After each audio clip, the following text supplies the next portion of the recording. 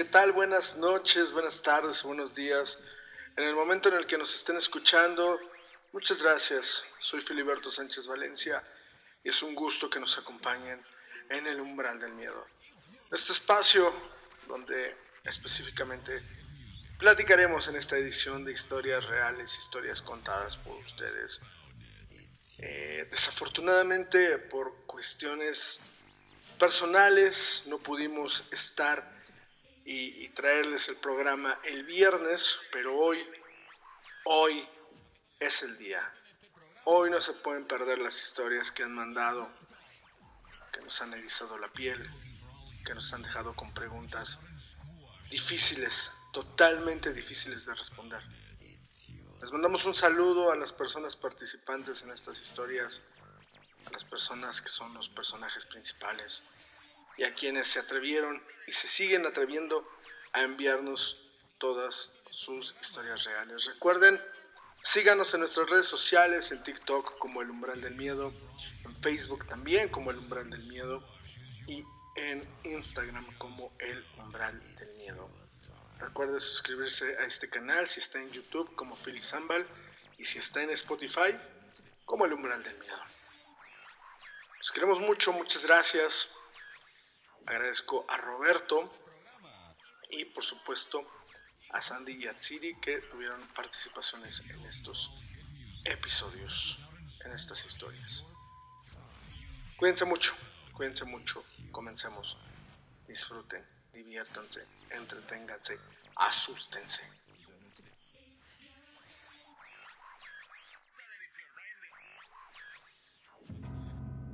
Hay sonidos que no necesitan explicación. No vienen del mundo que vemos, pero cuando se hacen presentes, los recordamos para siempre. Esta historia es breve, pero se quedó en mí como si lo hubiera vivido yo mismo. Esto le ocurrió a un escucha anónimo. Una noche cerré mi puerta. Apenas escuché el clic del seguro, sucedió. Detrás de mí, como si alguien hubiera volcado un bote repleto de monedas. Se escuchó todo, el metal rebotando contra el suelo, las piezas rodando hasta detenerse. Algunas giraron lentamente, como si fueran oro. Un sonido fino, brillante, imposible de ignorar. Pero cuando abrió la puerta, no había nada, ninguna moneda, ningún bote, solo el silencio. Y con una ligera presión en el aire como si algo invisible acabara de atravesar ese espacio. ¿Qué era eso? ¿Un recuerdo antiguo que regresó sin razón? ¿Una advertencia? ¿O el espíritu de alguien que tuvo oro y lo perdió todo, menos obsesión? El oro tiene memoria y hay almas que se quedan ancladas al sonido, porque es lo único que les queda.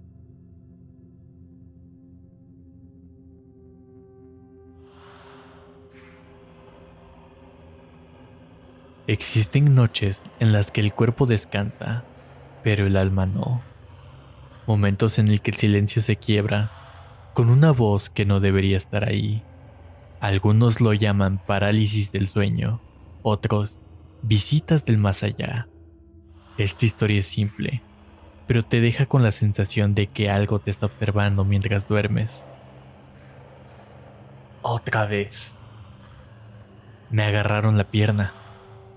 Estaba medio dormido, con esa pesadez en los párpados, pero de pronto sentí la presión. Alguien o algo sujetó mi pierna con fuerza. Y entonces lo escuché. Me hablaron, dijeron mi nombre. No fue un susurro, no fue una voz soñada, fue clara, cercana, como si alguien estuviera allí mismo, junto a la cama. Abrí los ojos con esfuerzo.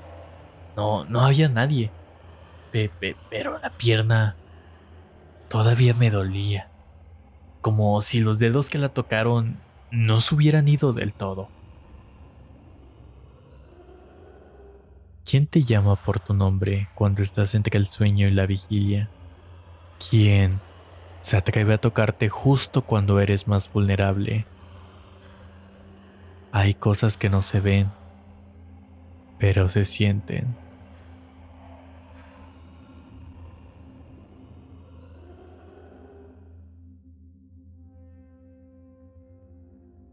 La normalidad de una casa parece la cotidianidad de la vida de una familia. Siempre saludamos a nuestros vecinos, rutinas que se repiten de manera evidentemente constante, pero a veces las paredes esconden historias que nadie cuenta, sombras que se mueven cuando nadie mira, presencias que lloran en silencio.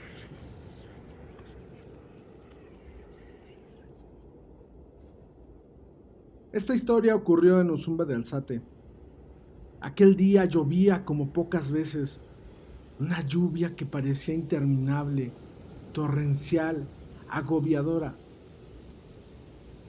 Yo tenía 11 años. Me sentía mal. Yo solamente quería quedarme en casa. Quería estar sola. No quería estar acompañada de nada. Pero el destino parecía tener preparado algo absolutamente diferente para mí. Llegó mamá. Se quedó conmigo, recostada en la cama. Platicamos de cosas realmente sin importancia. De pronto me dijo que iba a sacar el puesto de pollo, el que poníamos afuera de la casa. Para hacerlo tenía que subir unas escaleras y la verdad es que desde mi cuarto era casi imposible que me oyera. Me quedé sola. La puerta de mi cuarto estaba entreabierta y al abrirse completamente cubrió la entrada del cuarto de mi hermano. Así que me quedé mirando en esa dirección. La verdad es que sin sospechar absolutamente nada. Primero lo escuché. Un sollozo. Una mujer llorando.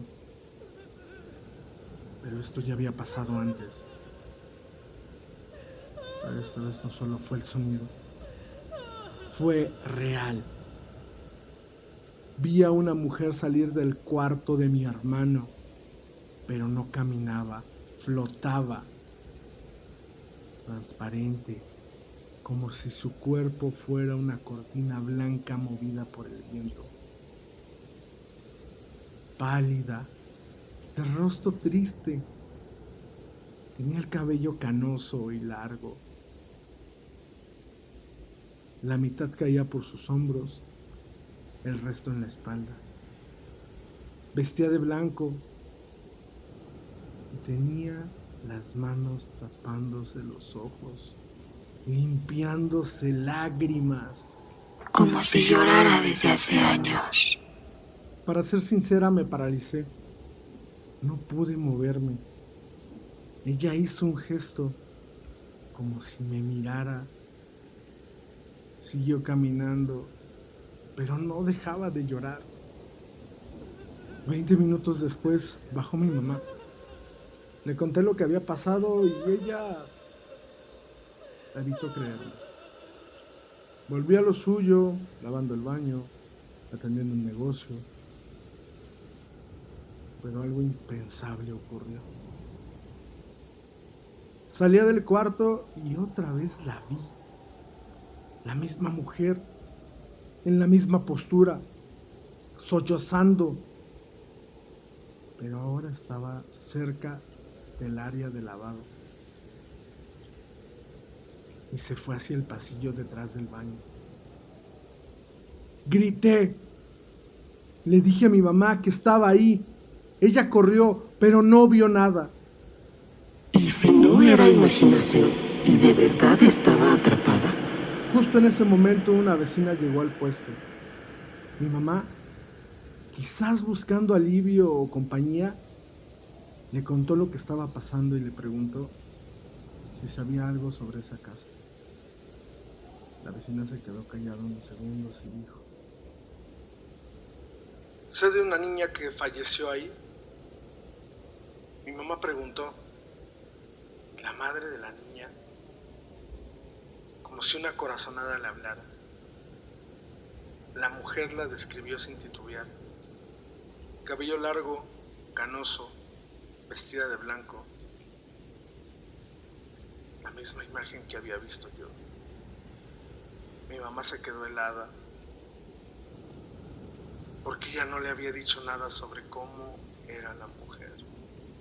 Esa noche hicimos lo que sabíamos hacer.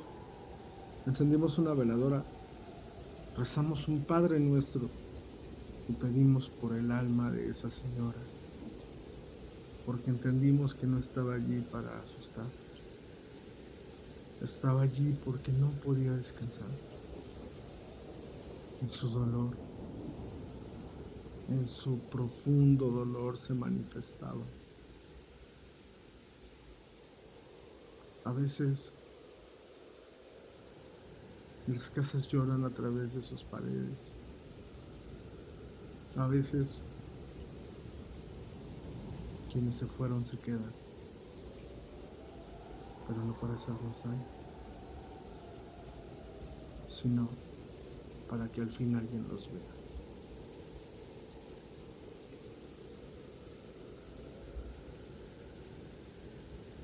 En ocasiones las heridas no sangran. A veces las casas no crujen. Y presencias que no gritan, pero que te desgarran por dentro, en silencio. Esta historia, lamentablemente para quien nos la mandó, no es ningún cuento, ni ninguna especie de leyenda. Es una cicatriz,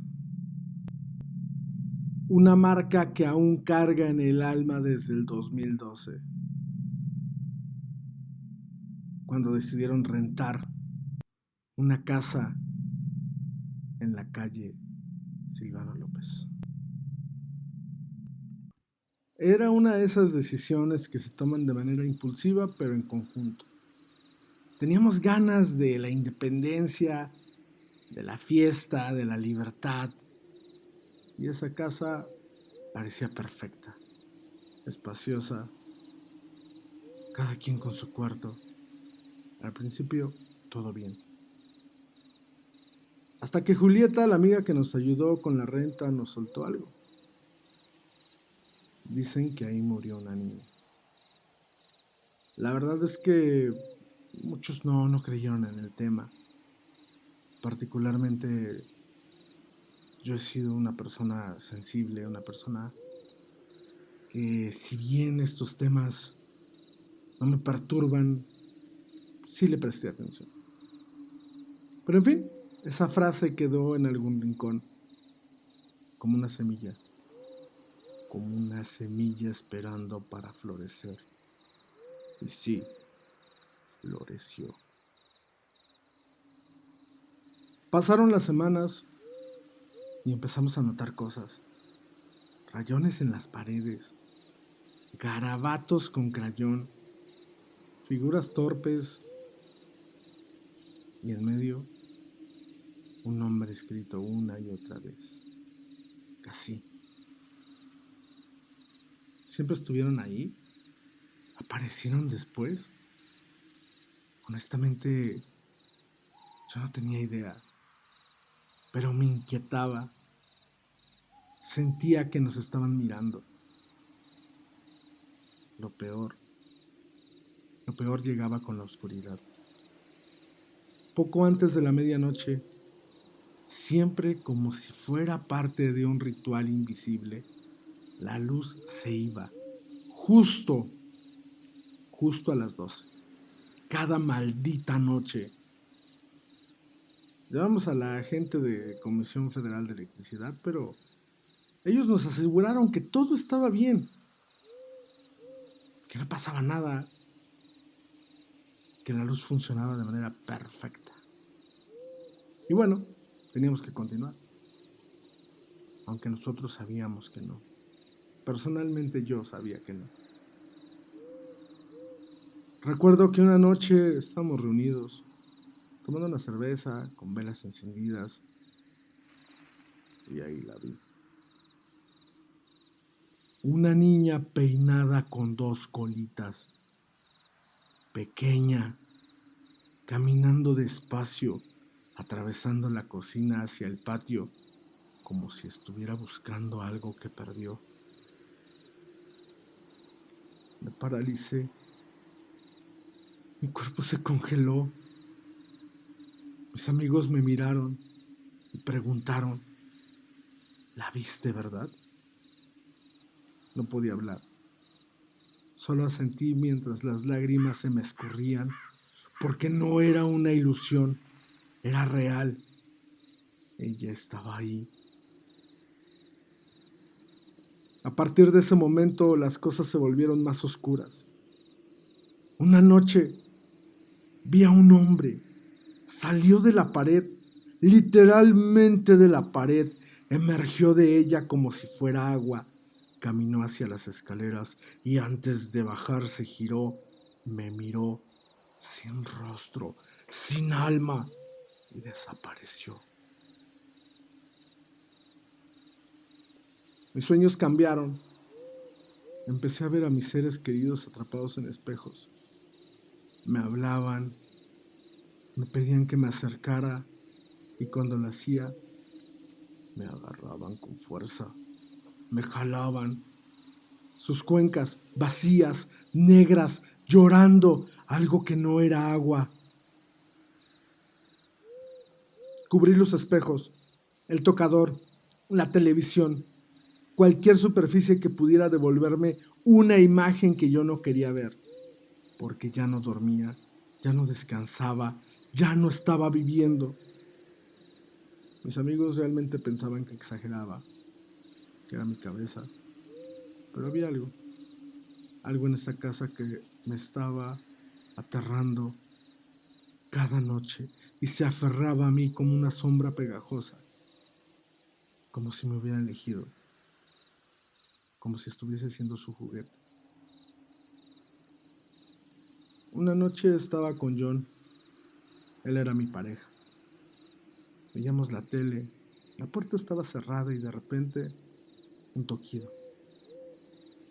Toquido seco, hueco, frío.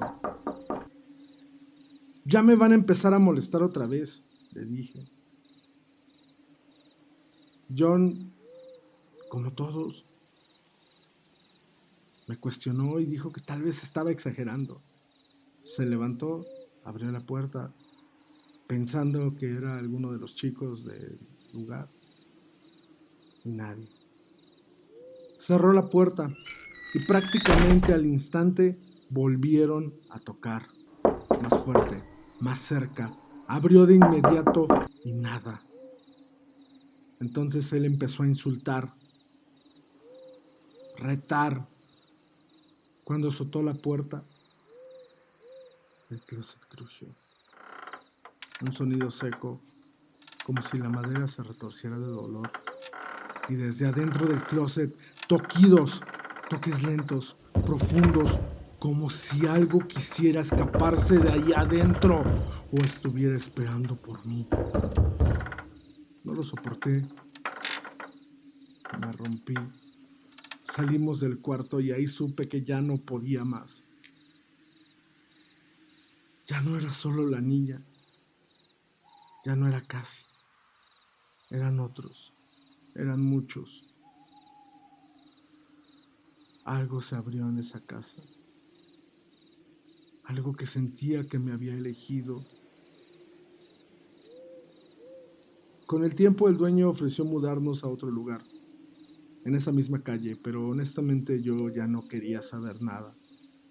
Quería alejarme lo más lejos de esos lugares, de esos espacios, de esa colonia, de esa calle, porque lo sentía.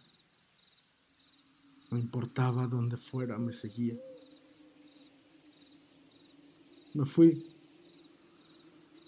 me alejé, pero a veces, cuando la noche vuelve demasiado silenciosa, cuando todo queda con calma, escucho un toque leve en la puerta En el reflejo opaco de la ventana veo un nombre escrito con dedos pequeños.